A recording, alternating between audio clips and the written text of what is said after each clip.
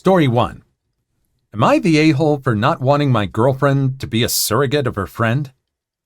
My longtime girlfriend told me recently that she's interested in being the surrogate for a child for a friend of hers who is gay and wants a child of his own. I respect her desire to help, and I told her, this is your body, and I don't think I have a say in what you can or can't do with it. That being said, if you want to be the surrogate for him, I don't think I would want to continue this relationship any further. It's the start of a conversation here. I mean, it depends on how he said it. If he said it calmly, like kind of I just did, and that's the start of a deep conversation, then I don't think you're being an a-hole. You're just really laying what you feel on the line. And it depends on how long have they been dating. Were they looking towards getting married later on? And it is her decision, completely her decision. And unfortunately, there are also going to be consequences. And this person has just laid out the consequences right there. I don't think this is kind of a-hole behavior. What do you think? Story 2. Dealing with a locker thief in high school. This was back in the early 2000s, probably 2003-2004 school year. Throughout the entire year, there was a crime wave of people having things stolen out of their lockers. Not everyone, but enough that everyone knew someone it happened to. The school's only defense about this was that it was our fault for sharing locker combos with our friends. They also charged us every time we had to get the combination changed on a locker, like after a theft, for instance, because it was assumed to be our fault. Well, I had my graphing calculator taken out of my locker. I also never gave out my combination to anyone, mostly because my friends were jerkwads and we pulled smeg on each other all the time. So I was out $150 for the calculator and another $150 to change the combination? Getting a locksmith to change out the lock? This is 2003 money, so it's a bit more than now. To anyone who has ever had to buy a TI-86 in 2003 or 2004, you'll know how much things cost. Well, my dad was drinking buddies with one of the county detectives. I'll call him Detective Buddy and/or Uncle Buddy. He went in to talk to the school about these strings of thefts going on so he could get the security camera for the day. My calculator went missing and got completely brushed off as it was a non-existent problem, and he must have given out his locker combination. The principal told him he would need a warrant to get the camera footage. Then, when he got the warrant, the school fought the warrant in court, citing student privacy. Cue the pro-revenge. Detective Buddy shows up at our house with a laptop in a laptop bag.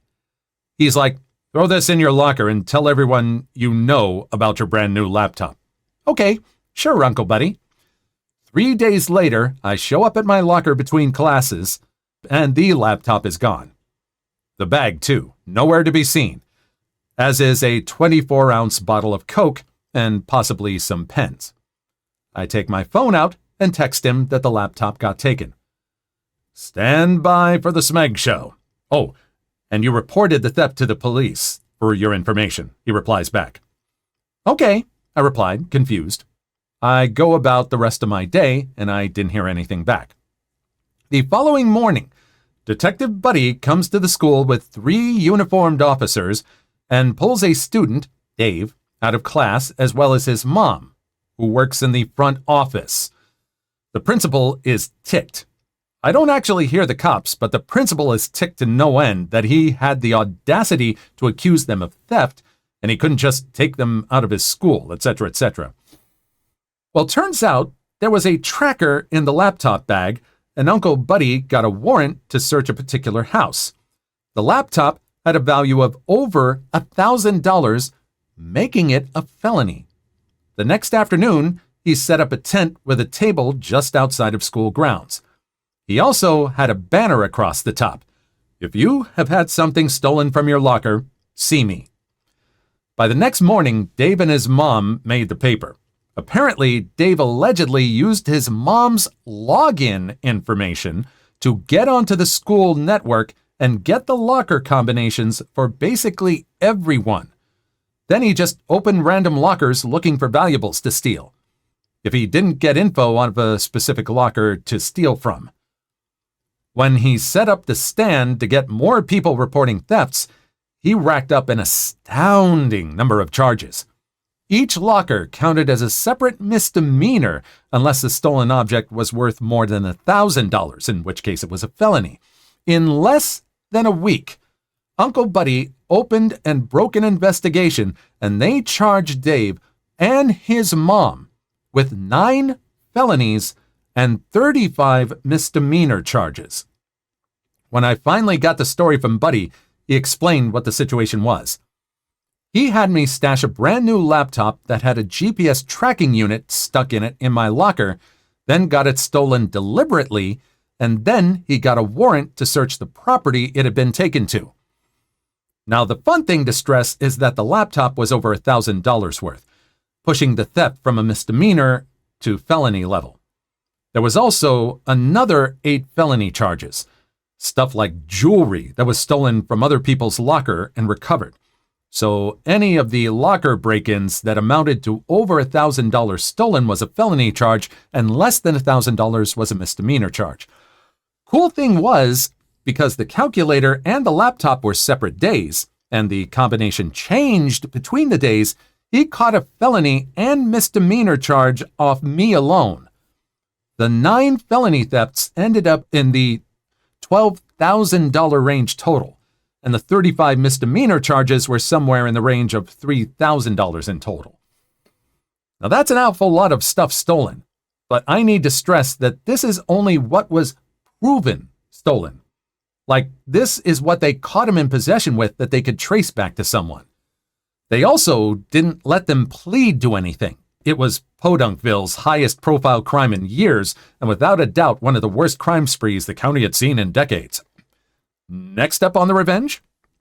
Everyone who had been charged $150 to get their locker combinations changed sued the school district in a class action lawsuit. The justification was that the school did nothing to investigate the 44 proven and more likely 200 plus cases of locker theft, and then charged money to get the locker combinations changed. There were 218 people in the class, and in total, everyone got $85 after attorney fees. The principal also lost his job for being a bonehead and not bothering to attempt to deal with a massive problem that was reported to him going on at the school. The fun thing I need to point out is that the school brought in a locksmith to change out the locks, and that's why they justified charging $150. Well, the school already paid the $150 a locker, but they also had to return $100 per locker, meaning that they were out $21,800 plus their legal fees for that class action lawsuit. Next comes the criminal trial and the fallout. The prosecutor's deal was 10 years in prison, 5 in juvie and 5 in adult prison for Dave, and 15 for Dave's mom. Well, they refused that deal, and it went to trial. Dave got 1 year prison for each felony, the state minimum, and 1 month probation for each misdemeanor. So 9 years plus 35 months of probation. His mom received 18 years of jail and 6 years probation. Having attended much of the best parts of the trial, I will say this. They had Dave on camera entering 20 plus lockers, and they had them in possession of stolen goods for every single charge they made against them. The judge was also not amused that they were likely other reported crimes that they got away with, but they couldn't prove it or they weren't reported. Dave's mom got it worse. That was a fun sentencing to show up for. But the most important thing is that I got my graphing calculator back. I had my name engraved inside the battery compartment. I still have it as well as a cool story to tell. Man, the principal was a bonehead. What was he thinking? They had camera footage. If he had made some kind of effort at all to review the footage and try to do something, it would have probably lessened what happened to him. But what about the mom? I mean, the mom must have knowingly let Dave use the login information. She really got it bad. I almost thought she might have rolled over on her son for that. But just really satisfying all around, especially when you've got an uncle who's on the police force. Really fun story. Please like and subscribe if you made it this far. I hope you'll enjoy the rest of the video and have a wonderful day. Story 3. My entitled nephews stole from me one time too many. About midway last week when I came home from work, I noticed my shed door was open and the padlock that I used to keep it shut was broken. And I had a lot of bags full of soda cans in there. My friends and I tend to drink a lot of soda, so I built up a lot of cans over the course of about a year. And I was going to cash them in at the bottle drop soon because I like big payouts. It's 10 cents a can where I live, after all. But there was more than just my bags of cans missing from the shed, too.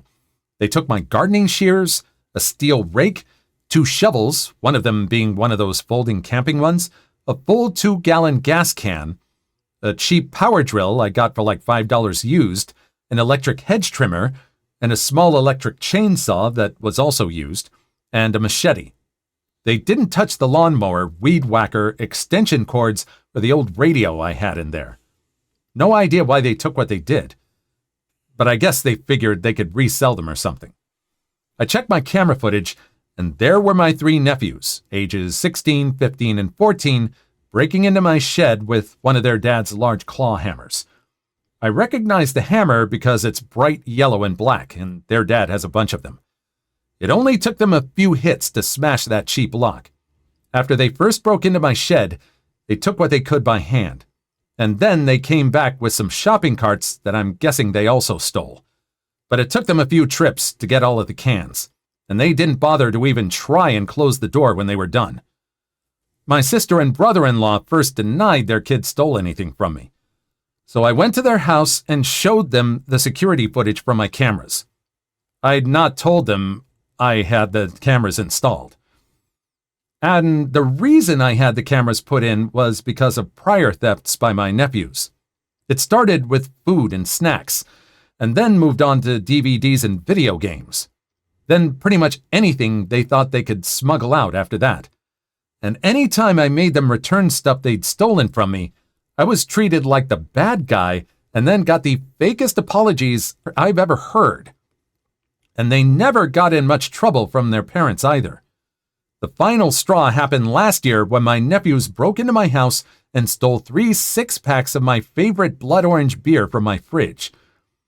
They used my hidden spare key to get in, and also took a huge dump in one of my bathrooms and not only didn't flush, but also peed all over the floor. And I'm pretty sure that was intentional. The beer they stole was hidden in one of their bathrooms when I confronted my sister and brother-in-law about my nephew stealing it. And I was basically given an equivalent to boys will be boys when I wanted them punished. So I had the cameras put in and told no one, which was a smart move. When my sister and brother-in-law saw the camera footage of my nephew stealing from me, they seemed furious. But they were actually madder that their boys skipped school to steal from me. They'd spent all day making repeated trips to the bottle drop and cashing the cans by machine. The bottle drop also pays by machine. So they just kept bringing the cans in till they cashed them all. And then they bought video games and junk food with the money. Said money actually amounted to nearly $200. With that and the destroyed padlock, I told my sister and brother-in-law that they now owed me $200. My sister and brother-in-law went from being angry at the kids to making excuses for them, and then being angry at me for wanting that money back when I know they have 3 kids and a mortgage. I said it was either that or I would go to the police and press charges. They told me to get out, and I said they have 2 days to decide how to pay me back before I go to the cops. I got back everything else my nephews stole, machete and gas can included, though they'd already used the gas for something. But over the next couple of days, my sister and brother-in-law were blowing up my phone with a ton of messages, both verbal and text. At first, they were calling me heartless because it was right after the holidays and they have 3 kids and a mortgage. Then they started gaslighting me. Then even threatening me. All of this would go in a repeating cycle. My nephews chimed in from another cell phone and were sending me lots of messages on their own, which were more fake apologies and gaslighting. My eldest nephew even sent me a picture of himself holding a soda can and giving me the middle finger. So I guess they weren't taking my threats of going to the police seriously because family. When I last spoke with my sister and brother-in-law, they refused to negotiate any sort of method of repayment for what my nephews did.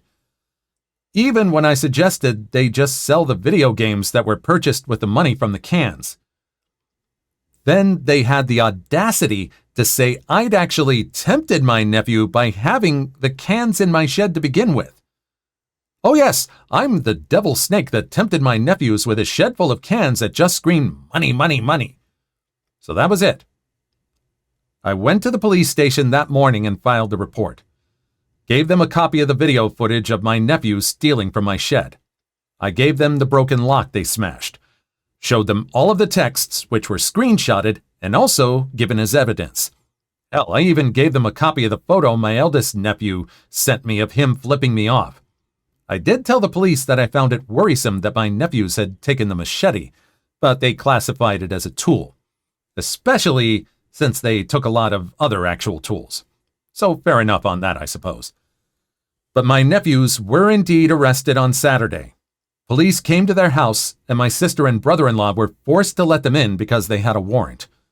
Apparently, all 3 of my nephews went from being cocky little smegs to crying like babies when they were being put in cuffs. I know this because a neighbor I'm acquainted with that's sort of friends with my sister was there to see it. And shortly after the arrest, my sister and brother-in-law were blowing up my phone again. They weren't able to get the kids out of jail until Monday morning. And now the boys were being charged with larceny, willful destruction of property, and vandalism and harassment.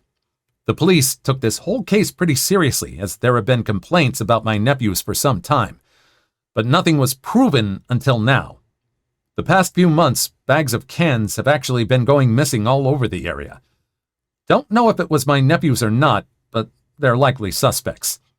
And with word spreading of their arrest, let's hope other neighbors with security cameras come forward with more footage. My sister and brother-in-law showed up at my house, too. I refused to open the door and told them that this all happened because they're enablers who refused to hold their kids accountable for their actions. That made them just scream and pound on my door more till I threatened to call the police on them, too. And since I've done it already, they know I mean it now. So they left without any more trouble. But they went back to blowing up my phone. I didn't block my sister or brother-in-law. Instead, I decided to just save all of the messages they send me because I made the decision to take them to small claims court over this. I don't really need or want the money, and have already replaced the destroyed padlock with a much better one. However, the kids aren't the only ones who need to be taught a lesson. In the end, I hope I put them in enough of a hole that they learn not to mess with me ever again. I also have the support of my family on this. My parents, aunts, uncles, cousins, etc. They're all supporting me in this because my nephews have stolen from them too. And after banning my nephews from my house, some of them did the same. I'm going to push for my nephews to get community service. And the reason why isn't just because it's a good idea, but also because I know they'll hate that the most. Whenever they're made to do any kind of work they don't want to do, they just stand around griping and act like the whole world is against them. So hardly anything ever gets done. Perhaps a few hundred hours of unpaid work will teach them some manners. They've been spoiled far too much. I don't know if this is finally taking a stand and finally getting some evidence on them. This has happened to them before, and it's apparently happened to a lot of other people, not just him or his family. This person was just doing something Well, I mean, it does something that serves the rest of the community. I'm sure he's just tired of having stuff stolen from him, especially with the disrespect these nephews have. I mean, you're going to disrespect someone like that. Don't expect them to just lay over and take it all the time, even if they are family. They thought that this person was an easy target, that there was nothing they could do. Well, they did something, and now they're facing the consequences. Hello, consequences to your actions. Welcome, have a seat. You'll be here for a while. Please leave your story in the comments. I would love to make a video on them in the future. Also, don't forget to like and subscribe.